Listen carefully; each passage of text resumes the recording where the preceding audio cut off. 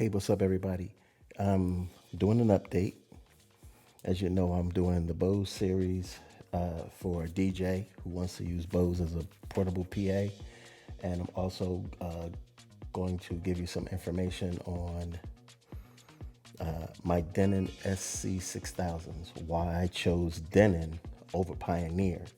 I started using the Denons when they came out with the 5000 series, and I sold all my Pioneer stuff because I loved the OS operating system that was on the Denon and all of the functionality. The two decks in each controller or each player. So with two, I actually have four decks, and that's why I have a 6-channel mixer, 6-channel rotary, so I can run all four channels in a turntable. But what I want to share with you today is that the fact that Denon is just constantly updating these players. And that was another reason why I went with them over Pioneer. I sold my 5000s and went with the 6000s because they have the 10.1 inch touchscreen. It's super fast, it's lightning quick.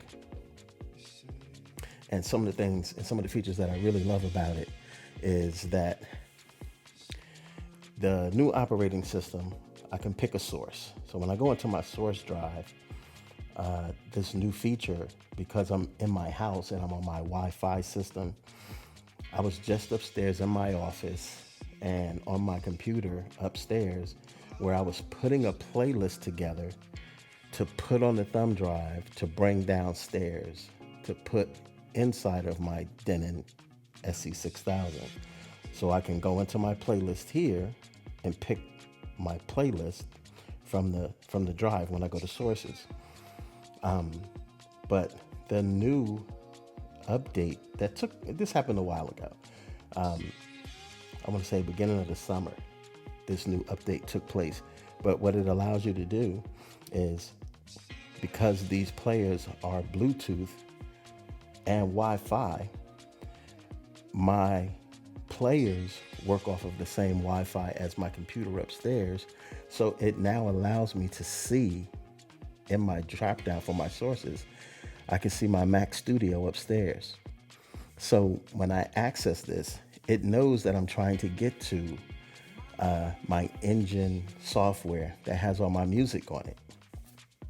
So if I do a playlist upstairs, or even if I do a playlist from my MacBook, which is right here in front of me, I no longer have to put it on a thumb drive. Now, of course, this is the 6000, so I have a drive, a 2 terabyte drive inside of this unit that shares across my entire network. And basically, what that will allow me to do is put all of my music onto the 6000, and no matter where I go with the 6000, I don't need an external drive anymore because it's got a solder bay and all of my music is internal inside the drive, and I can just take a cable and plug it up and update it. And again, it'll have all of my music across both players, which is exactly what it does. So let's see what I'm looking at. Sorry. The 6000 internal is not just here. Of course, it's on the other controller on the other side. But what I wanted to talk about was the fact that it sees my Mac Studio because it's on the network. Now, my MacBook Pro, which is right here in front of me, if I'm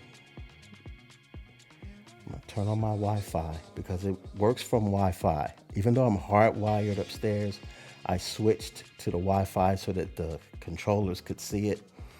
So I just turned my MacBook Pro's Wi-Fi on, and I'm gonna open up the engine software to see if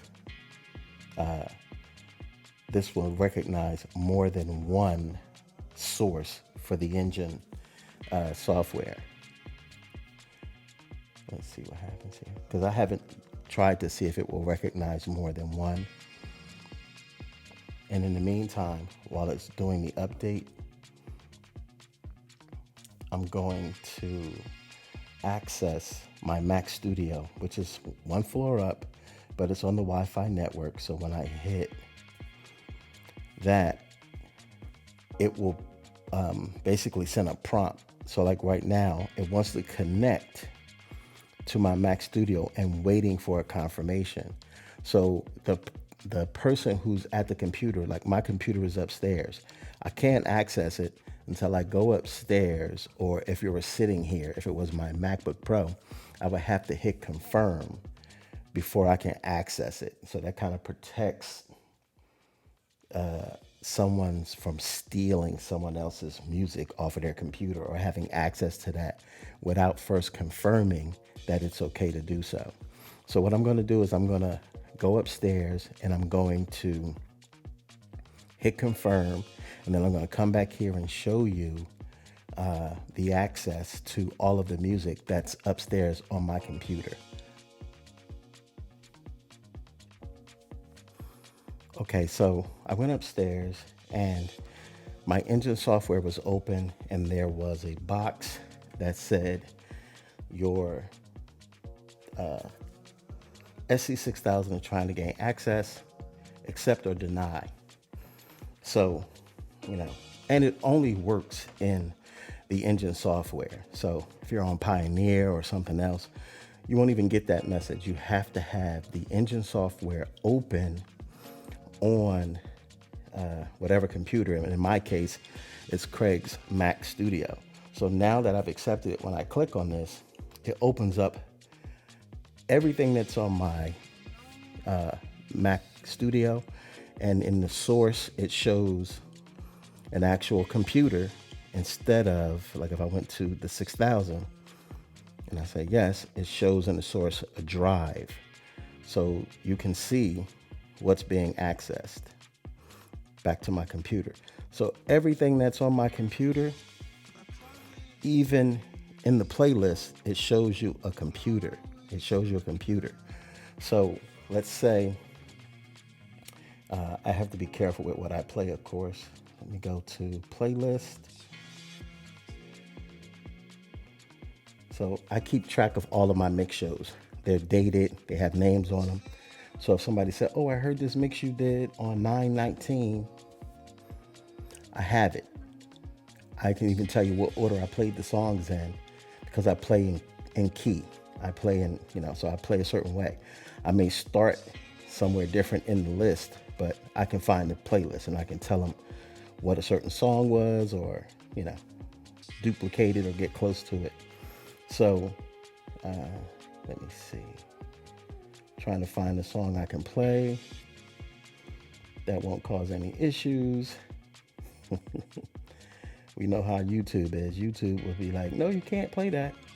I'll load this track. So what it's doing now, it's downloading the track from my computer. The WAV format, everything is there. It even has any hot cues or any things that you've made changes to. All from my computer upstairs. It's still showing the computer icon. It will play my computer, because basically it downloads the track to the memory on the 6000. So,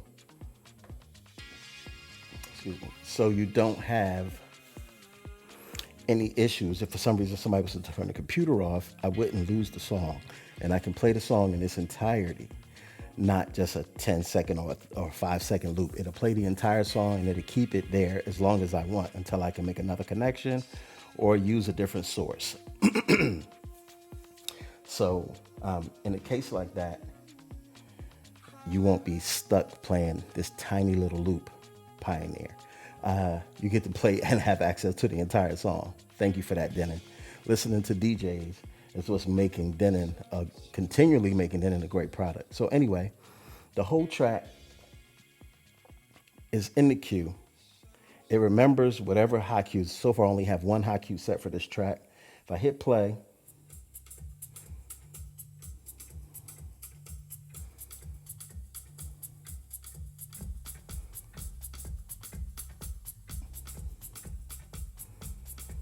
it remembers the track with no problem. It'll play the whole thing, and it's quick access.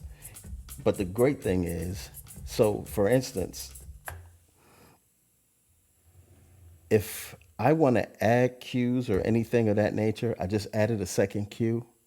When I'm done, everything that I do here on deck will be translated up to my computer. So everything that's done here while I'm playing will be saved up top on my computer. If I decide to erase what I did and erase that cue, it'll be gone from my computer. It'll only remember the one. So that is some really, really good tech. Pioneer is slowly making updates and changes, like Denon has been using the ability to analyze other people's files on the 5,000s and the 6,000s for years. Pioneer's just getting that because DJs keep saying, if I just want to put a thumb drive in with files on it, I want to be able to see the wave formats and analyze on the fly. And Denon has been doing that now. So when somebody comes here and most of them are playing Pioneer, they just stick their drive in and it starts playing. They just stick MP3s in, it's playing. And that's a great thing. So now with this new feature, which is a few months old now, it's not really new, but it's new because it's not something that's been in the industry, where if I'm somewhere else in the house, as long as my computer is on or the laptop that's connected to my show is on and I got Engine open, my CDJs don't need a thumb drive. They don't need a stick, a micro SD card or anything like that. They're just gonna play from the computer, pull the song, drop it in with all of my cues and play. It's just the ease of, what it is. I don't even have to basically have a drive when I go out, because I have a solder bay with a 2 terabyte drive, and it does got thousands and thousands of joints on it. And I can literally just plug it up and update that whenever I want, and it'll play across all of my 6,000s. I would love to see if, because the solder bay is here, if I connect this to an Ethernet section and there's a Pioneer connected, if it would read it. But more than likely it wouldn't, because the files that are on here are from the Engine software. And until Pioneer can actually read that translation of information, the 3000s may be able to do it, but I don't think any of the older kit will be able to do it. But it'd be interesting to see. Maybe I could find somebody who's got a 3000 and a 2000 Nexus, where we can actually plug my unit up to see if the 3000 or the 2000 Nexus will actually read the information that's on my solder bay. So that's for a future video. But in the meantime, just wanted to share that information with you about the 6000s being able to access by Wi-Fi your Engine playlist from another computer in the vicinity. As long as you're sharing the same Wi-Fi, you can access it. You can play music from it. Any changes you make, it'll save it onto your laptop, onto your computer, and it's just seamless. It downloads the track. So if you lose the connection, you'll have the whole track. That's what they do with all their music. They just download it right back to the player. And it's so easy to switch out from source to source, which is a great thing. So until next time, if you have any questions or comments, leave them for me in the comments below. And as always, thanks for checking me out. I appreciate you.